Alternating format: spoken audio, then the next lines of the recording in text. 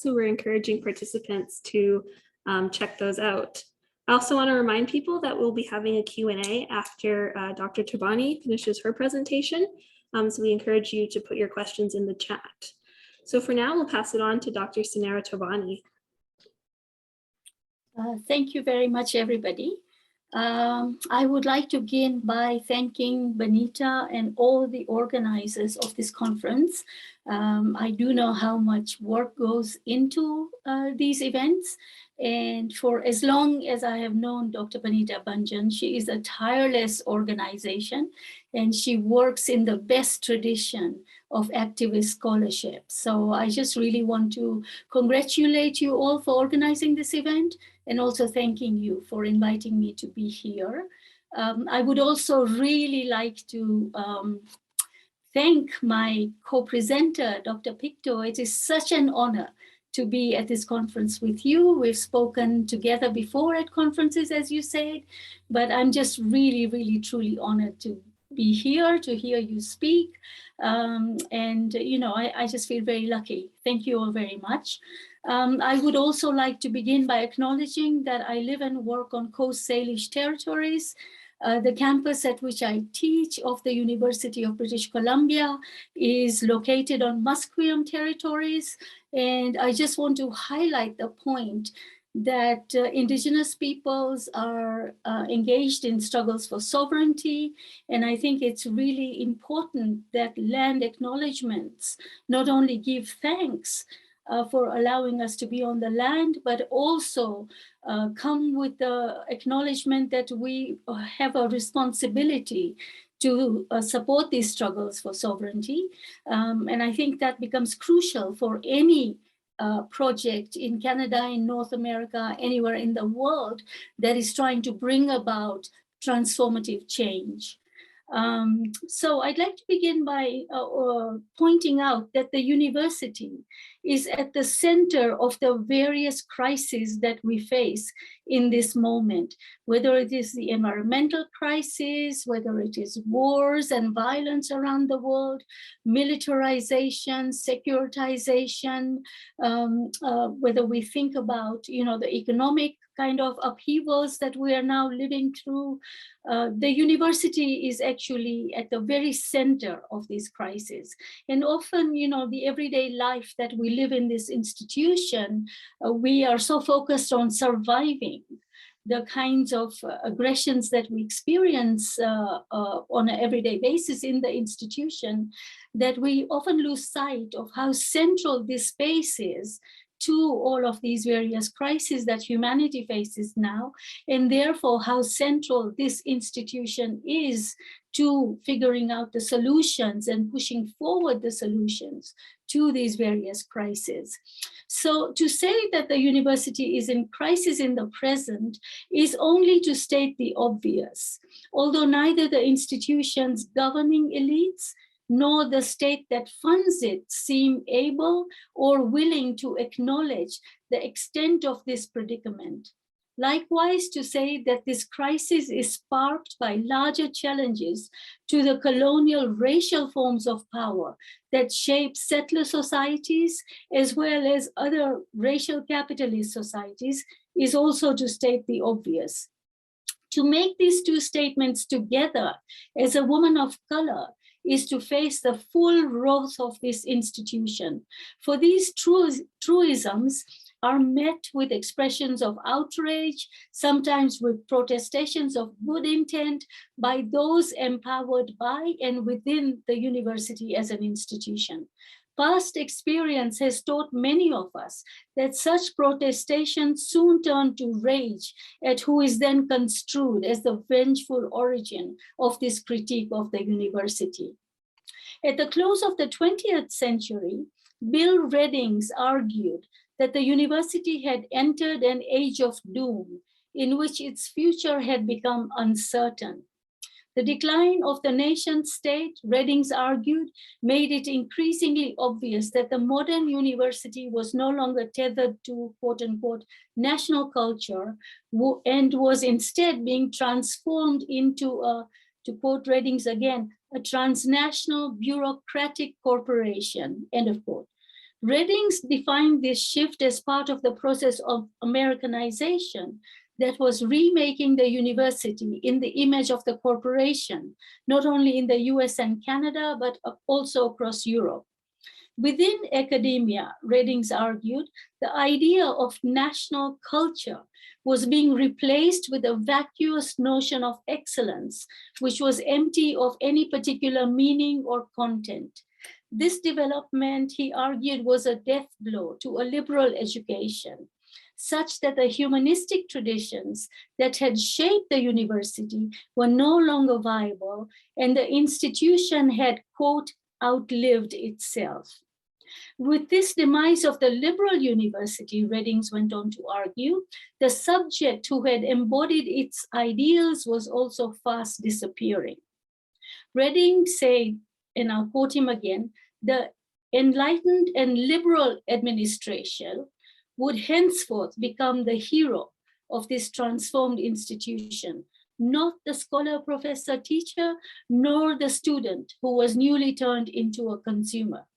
Readings' study of the university, in which market criteria dominate, led him to describe an institution in ruins in terms of its mission, that is promoting reason, nation formation, and culture. Also in terms of its function with regard to national integration, production of the enlightened citizen subject, and other such objectives, and also in terms of content, the humanities, the liberal arts, among other disciplines, for him were now doomed. Yet even as concern over the corporatization of the university that Readings raised has continued to grow more pronounced in critical scholarship, the limitations of Readings' critique of the changing nature of the institution were pointed out by Dominique Lacapra. Lacapra argued that the University of Culture that was valorized by Readings was a phantasm, given that the institution had actually been, quote, born in ruins, insofar as it was class-based, sexist, and ethnocentric, end of quote. Moreover, Lacapra argued that the contemporary university, to quote him, is based on a systemic schizoid division between a market model and a model of corporate solidarity and collegial responsibility, end of quote. These contradictions could be seen, he argued, in the new figuration of the ideal faculty member as the entrepreneurial globetrotter, a highly adept deal maker and fundraiser, very marketable and always on the go, in contrast to the quote-unquote legal hero for Lacapra, who remains closely tied to the institution, faithful to its structure and the realization of its objectives. Lacapra also argued that the nation state was hardly disappearing and that the crisis was a more apt reading of the condition of the university, not ruins. His point was that the neoliberal transformation of the institution was more complex and uneven than was suggested by Readings. The acceleration of this transformation in the ensuing decades has only worsened the standing and condition of the institution. In Canada, critical left scholarship on the university continues to focus on the toll that is taken on the institution by deregulation and privatization. As I mentioned in my talk yesterday, for those of you who were present, you might remember this. Funding cuts, tuition hikes, and pressures to compete in a global field are identified as increasing the institution's reliance on and ties to the corporate sector, so that corporate values, objectives, and practices now reign supreme in higher education. This left critique also highlights how the acceleration of these pressures has been met with dissension within the ranks of the academy. Much of this scholarship, however, like the policies and priorities of representative professional bodies, unions, does not address race or coloniality amongst these issues of concern and amongst the factors that they address when they look at the crisis of the university. even when reference is made to colonial and racial relations of power, as is presently now becoming the case due to the heightened visibility of Indigenous resistance, of the intensified resistance to Islamophobia and anti-Black racism and anti-Asian racism, a significant reshaping of the analytic frame or reassessment of the priorities that actively take up critiques of the structure of whiteness, the violence of racialization, and the brutalities of ongoing colonialism that is constitutive of the institution has yet to come. In contrast, Roderick Ferguson has taken up these issues in his study of the contemporary university in the book, The Reorder of Things. He centers the question of difference and of the post-1960s emergence of the interdisciplinary fields of studies related to race, ethnicity, and gender. Ferguson foregrounds the relationship of the university to state and economy as he interrogates these new interdisciplines. Although his focus is on the university, the parallels with the Canadian university are striking, and they show how closely interlinked are these universities. Ferguson asks how modes of power are, quote, exercised upon the daily lives of minoritized subjects and knowledges, end of quote. And he argues that these subjects are, quote again, caught in a new configuration of power, such that it is their ruin that is prefigured by courtship, invitation, and acknowledgement by the university. Ferguson's larger argument is that the revolutionary movements of the 1960s, including student movements, were fueled by what he calls an insurgent articulation of difference, to which he argues state, capital, and university responded by institutionalizing modes of difference that could be managed to advance their own interests. The radical struggles of that period led to the creation of new interdisciplinary fields such as Black and African American studies, Asian American studies, ethnic studies, as well as women's gender and sexuality studies, all which sought to transform the traditional university. However, the institution's technologies of power in turn advanced to redirect these movements' insurgent and redistributive potentials in service of capital, neoliberalism, as we have seen since then, and of the state, which has become increasingly imperial and more violent in nature. This move to containment is the crisis of the institution, Ferguson argued, as he rejects the idea that the university is derivative of or subservient to state and economy. Attending to these momentous shifts within the academy in order to, quote, reknow state and capital as interlocutors rather than determinants of American university life, Ferguson demonstrates that the university is, to quote him again, not simply an entity that socializes people into the ideologies of political economy, but actually helps to organize and reorganize that political economy in relation to changing conditions and changing circumstances. He argues that the movements of the 1960s, quote, point to an institution that socializes state and capital into emergent articulations of difference that are more conciliatory. Pointing to the mutually constitutive relation that binds the university, the state, and capital, Ferguson explains that power, quote, enlisted the academy and things academic as conduits for conveying unprecedented forms of political economy to state and capital, end of quote, after the upheavals of the 1960s that were brought by these revolutionary movements. Key to the success of the enlistment of this academy and things academic was their transmutation of insurgent expressions of minority difference fueled by revolutionary and redistributive politics at the global level during that period, into abstract and bureaucratic forms of minoritization. So the movements of the 1960s certainly exposed and challenged the ties between the state, the military, corporations, and the university, as Ferguson and other scholars have noted.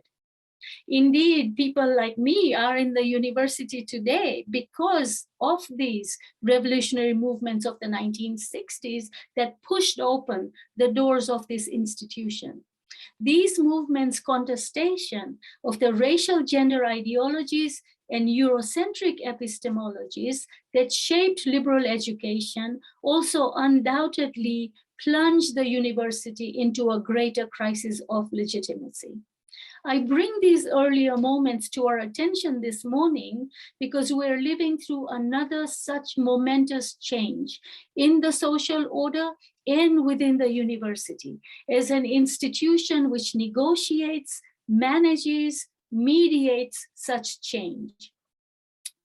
The ideology of the global war on terror. So I'm citing some examples here to point to what I think has brought about this momentous change when we are, at great peril in terms of where the university is headed and also where the larger social order is headed.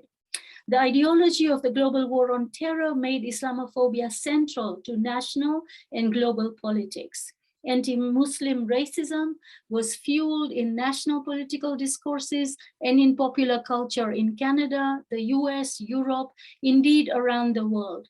The violence and occupations of the global war has led to the destruction of states and societies in many parts of the Middle East and North Africa. The defeats of the US-led alliances in these invasions and occupations of the global war have led to the rise of ultra-right white supremacist movements, which have moved the national political landscape and discourses much further to the right, in fact, to the edge of a kind of neo-fascist era.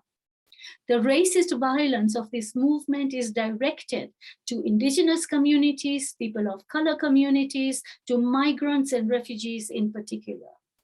These shifts have emboldened and intensified police and vigilante violence against Black communities, against indigenous peoples, and other brown and Black communities. The COVID-19 pandemic has intensified these conditions, and the pandemic itself has been accompanied with an explosive increase in anti-Asian racism and hate crimes. These conditions, however, have also led to resistance movements that are bringing about significant upheaval in national and international politics. And these movements have their very important presence on university campuses. The Indigenous resurgence, the Black Lives Matter movement, the anti-Islamophobia and anti-war organizing, immigrants and refugee rights movements, Palestinian solidarity movements, these are also transforming popular culture and the national political landscape in profound ways. And as we can see daily, the university is a key site for these struggles, for these challenges, for these resistance. The university, of course, has responded to these challenges by strengthening its equity, diversity, and inclusion machinery. The promise of inclusion offered by the Canadian EDI regime to people of color and Indigenous peoples is highly seductive. It draws faculty and administrations of color and of Indigenous ancestry into this inclusion without transformation modality of governance. I will cite here the example of one study of EDI and what it accomplishes. And this is Sarah Ahmed's groundbreaking work called On Being Included. Ahmed's study on inclusion and diversity has found that women of color, faculty, administrators, are constructed as the embodiment of diversity. Our very presence is taken as confirmation of the institution's commitment to equity. These faculty, administrators are hence treated as intrinsically amenable to and responsible for quote-unquote diversity work, appointed to committees and set up as the natural spokeswomen for these issues, regardless of our academic training and our research interests, our scholarly teaching. Women of color's efforts to advance anti-racism within the institution are reframed in this language of equity and diversity, a project that Ahmed describes as hitting one's head against a brick wall. In other words, equity, diversity, and inclusion function structurally as well as aspirationally to incorporate the scholarship, labor, activism of women of color for racial justice by transforming this into diversity work. The anti-racist policies and position papers produced through such labor and scholarship are then treated by the institution as the doing of equity, such that anti-racism is rendered non-performative. That is, the policies that we work so hard to develop do not bring about the change they promise. More insidious, institutionalization of equity, diversity, and inclusion redirects the concerns and interests of scholars of color away from anti-racist and anti-colonial movements and frameworks that have made possible our very access to the university. We are now rewarded, if one may call it that, for our contributions if we work to redefine anti-racist and anti-colonial political projects into equity projects.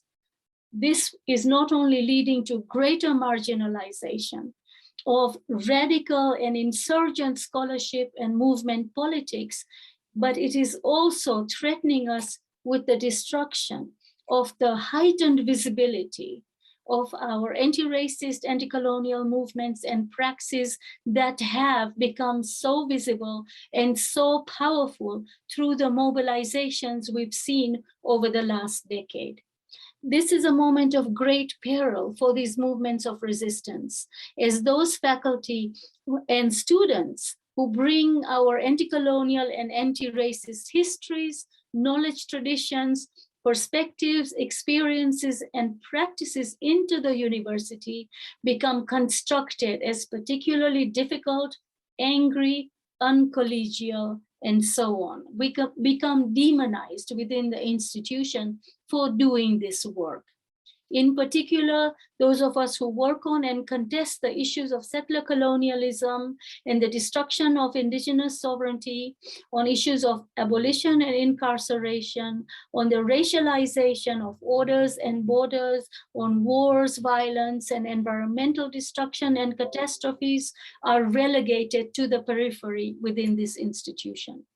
Women of color and indigenous women scholars and students not only contest the power of white men to claim the position of the universal human, we also challenge the power of white women, whose claims for inclusion in terms of gender have deepened the whiteness of the university by granting it new legitimacy as a model for equality.